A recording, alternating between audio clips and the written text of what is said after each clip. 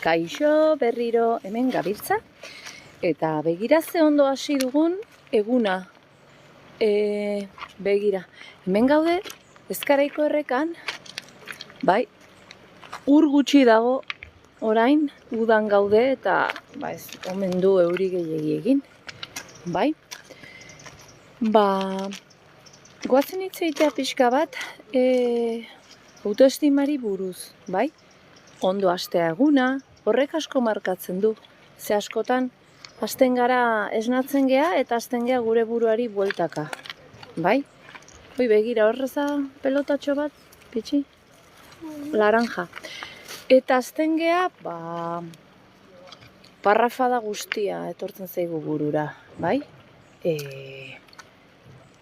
Arazoi bueltaka, ez dakigula ongi zer egin, eta hori egin beharrean, egin dezakezue eskertzen hasi. Eskertzen hasten bazehazte eguna, beste energia batekin hasten zeate, eskertzen ez bakarrik ze gauza dauzkazun eta ze gaitasun hon dazkazun, bida, garbiketa nahi gea.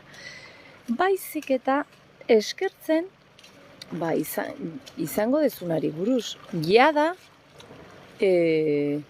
zure bizitzan eduki nahi duzun hori badagoela ospatuz.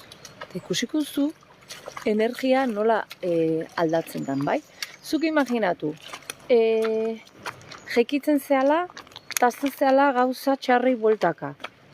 Egun oso egongo zea, energia txarrakin.